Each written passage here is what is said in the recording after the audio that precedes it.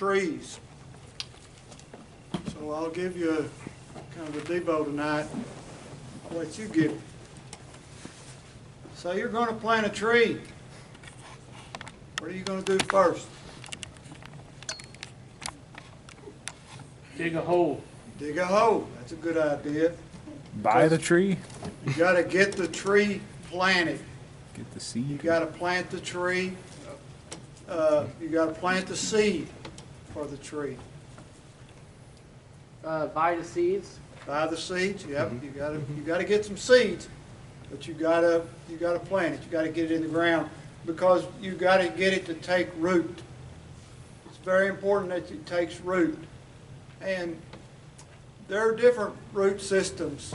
Some roots of trees don't go very deep in the ground, and so they're more vulnerable to the wind. And then you got roots that go deep into the ground, really deep.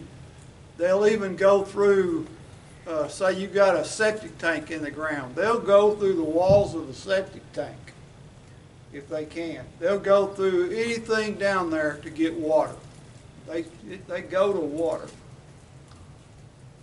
So what is the second thing that they'll need? Sunshine. Water. They got to have water. They need water. They need sunshine. They need that.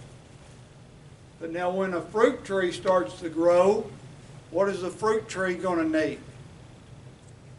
Oxygen. Well, it'll need some oxygen. You'll get that from the water. Extra nutrients. Extra nutrients. Soil? Soil. They'll get that through the root system. Insects. Insects. Maybe some trees do need insects. I think there are insects that are good for trees and insects that are bad for trees. But as it produces fruit, it's going to need pruning. If you're going to get the most out of that tree, it's going to have to be pruned. That means that you're going to have to start pulling some of the fruit off so it can produce more fruit for you. So it's got to be pruned. So we've got a productive tree now. So let's take this to a human. We've got a human.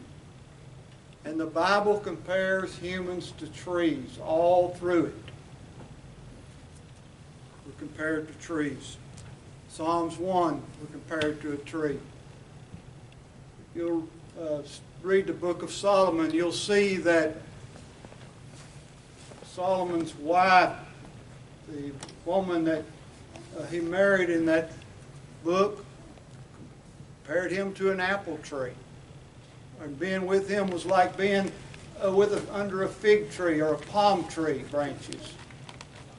Just lots of illustrations of comparisons to trees. As a matter of fact, humans are the most mentioned thing in the Bible. But the second most mentioned thing in the Bible is trees. It's amazing. But if we are going to be like a tree, what does a human need to do? It needs to have a root system. It needs to have a foundation. It needs to be planted solid, on solid ground. It needs to have strong roots so it's not blown around by every wind and doctrine. So the root system needs to be into God's Word, because there is the water of life, and there is the sun, the light of Jesus that shines on us, that causes us to grow, and there we are pruned. Jesus says that whoever bears fruit, I'll prune them so they can bear more fruit. Because He wants us to be productive, so He prunes us.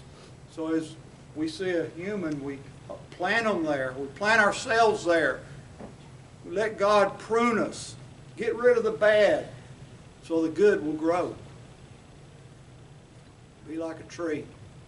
Be strong. Don't be a little weak tree. Be a strong tree. There's our devotion. He also said a tree is known by its fruit. That's right. A tree is known by its fruit.